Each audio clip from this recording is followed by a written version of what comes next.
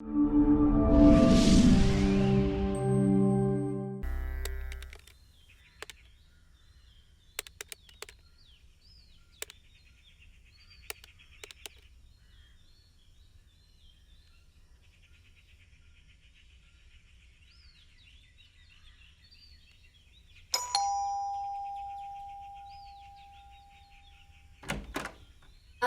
ഇതാരാ പ്രസാദോ? ടീച്ചറെ, ഡോക്ടർ ഇല്ലേ? ഉണ്ട്, കേറി വാ. പ്രസാദ് ഇരിക്കി. ഡോക്ടറെ ഞാൻ ഒരുപാട് തന്നെ വിളിച്ചു, ഫോൺ എടുക്കുന്നില്ല. പിന്നെ അങ്ങോട്ടൊന്നും കണ്ടുമില്ല. ഡോക്ടറുടെ ഫോൺ 2-3 ദിവസമായിട്ട് ഡോക്ടറുടെ ഫോൺ സ്വിച്ച് ഓഫ് ചെയ്ത് വെച്ചിരിക്കുകയായിരുന്നു. ആ അത് ശരി. ആ ഡോക്ടർ ഇരിക്കേ. ആ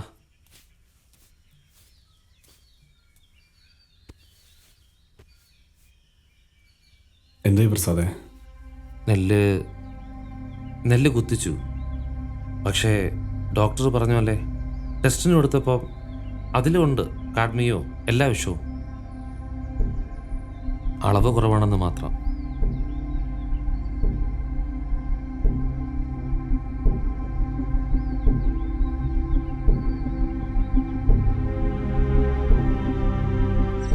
വിഷമില്ലാതെ ഞാൻ വിതച്ച വിള, കളയില്ലാതെ ഞാൻ കുറിച്ച കഥ, രണ്ടും തിരസ്കരിക്കപ്പെട്ടു.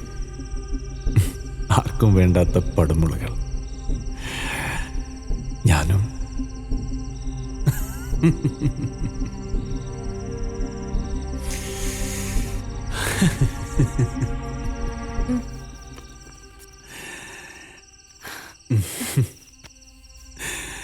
ഒന്നുമില്ല, ഓർത്തിട്ട് ചിരിക്കാതിരിക്കാൻ പറ്റുന്നില്ല.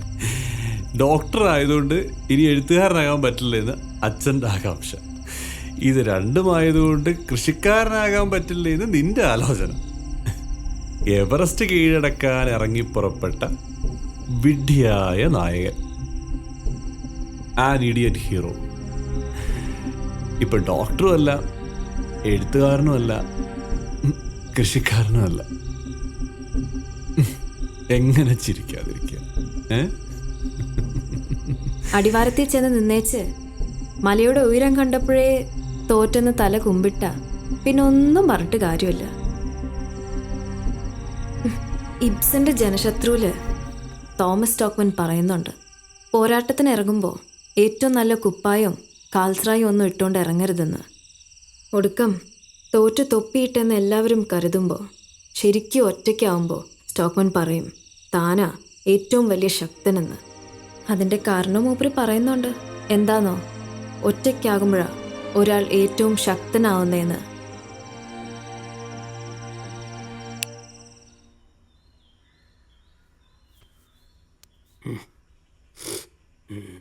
കുഞ്ഞേ, എന്തൊരുറക്കമാടാ ഇത്?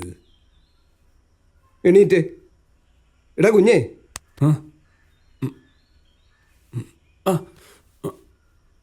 ദേ പപ്പുള്ള പിന്നെയും വന്നു.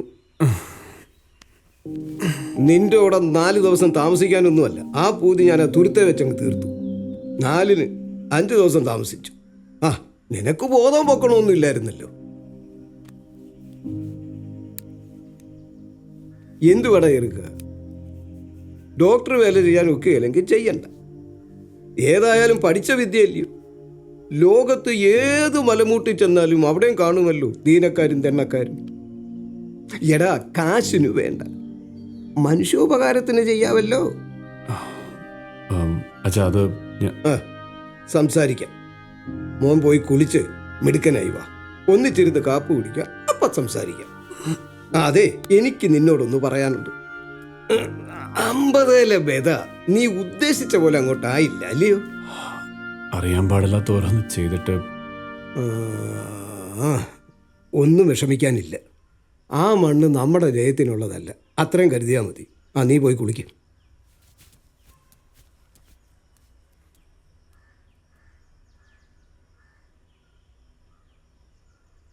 നിനക്കപ്പോൾ നാടൻ കൃഷി ചെയ്യാൻ കന്നി മണ്ണ് വേണം അല്ലയോ? വിഷം വീഴാത്ത നിലം.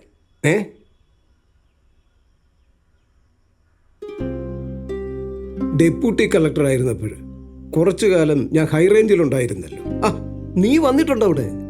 ഹ, അന്നൊക്കെ ആർക്കും വേണ്ടാത്ത മുട്ടക്കൊന്ന് കടലാസ് എല്ലാം ഉള്ളതാ. പെട്ട വിലയ്ക്ക് കിട്ടിയപ്പോൾ കുറച്ചങ്ങ് വാങ്ങിച്ചിട്ടു. മരണശേഷം നിനക്കെന്ന് ഒസ്യത്തെഴുതി ഒപ്പിട്ടു പെട്ടി വെച്ചു. അതും കട്ടിക്കീഴി വെച്ചോണ്ടാ ഉറക്കം കുറച്ചു നാളായിട്ട്. നീ വ്യാകുലപ്പെടണ്ട. കട്ടും മൂട്ടിച്ചു ഉണ്ടാക്കിയ മുതലല്ല. മുഷ്കരനായിരുന്നേലും തസ്കരനായിരുന്നു പപ്പുപിള്ളയെന്ന് ശത്രുക്കൾ പോലും പറയല. നിനക്ക് ബോധിച്ച നീ എടുത്തു. എന്നിട്ട് സന്തോഷമായിട്ട് ഇഷ്ടമുള്ളത് എന്താന്ന് വെച്ചാൽ ചെയ്തു. എനിക്കും ട്രാൻസ്ഫർ മേടിക്കാൻ പറ്റും. ചിലപ്പോൾ കൊച്ചു സ്കൂളിലേക്കൊക്കെ കിട്ടുള്ളായിരിക്കാം. അതാ നല്ലത്. കുഞ്ഞുങ്ങളെ വല്ലതും പഠിപ്പിക്കാൻ പറ്റൂ. മോഹനേട്ടനോടും ട്രാൻസ്ഫർ വാങ്ങിക്കാൻ പറയാം. ആ, അത് നല്ലതാ. നിങ്ങളും കൂടെ ഇവരുടെ കൂടെ ഉണ്ടെങ്കിൽ എനിക്കും ഒരു നിമ്മതി. ആ, നീയും കൂടി ഇങ്ങോട്ടിരിക്കും. നല്ല പൂപ്പൻ. എന്നാ നല്ല അപ്പൂപ്പന്റെ കുഞ്ഞ് പേരൊന്ന് പറഞ്ഞേ. പങ്കി. അല്ല, അപ്പൂപ്പന്റെ ജനുവരി മോള്. അച്ഛനും വന്നൂടെ? ഓ, എനിക്കിനി മല ഇറക്കവാടാ.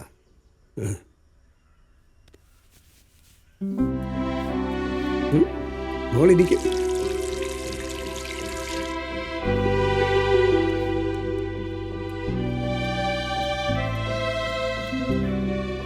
മോശം കുപ്പായങ്ങളും കാൽസറായും എടുത്ത് പാക്ക് ചെയ്തോളൂ.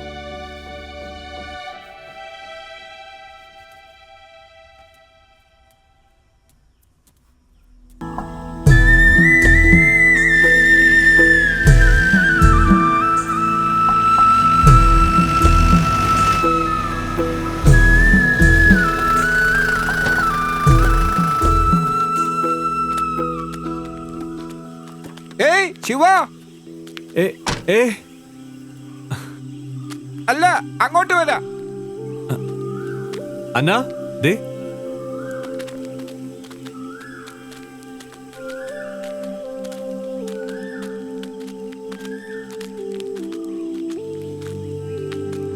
Doctor mountain. അസലായിട്ടുണ്ട്. നല്ല ചേർത്ത്. സൂക്ഷിച്ച്. നമസ്കാരം. നമസ്കാരം doctor mountain. Doctor mushroom. Doctoring. Music. ഓ, ജാനു. എല്ലാരും ഉണ്ടല്ലോ. ദിവാകർ, ഇറങ്ങി വാ മോനെ, വാ.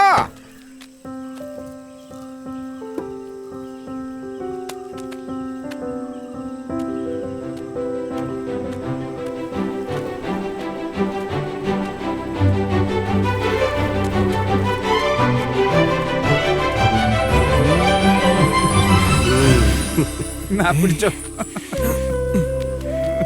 ആ, ഇപ്പം എടുക്കാനായല്ലോ.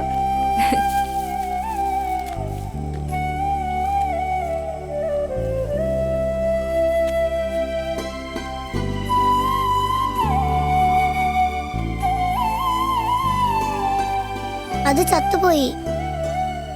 കൊറേ ദിവസം വെള്ളമൊഴിച്ചു, പക്ഷെ ജീവൻ വെച്ചില്ല, ചത്തുപോയി.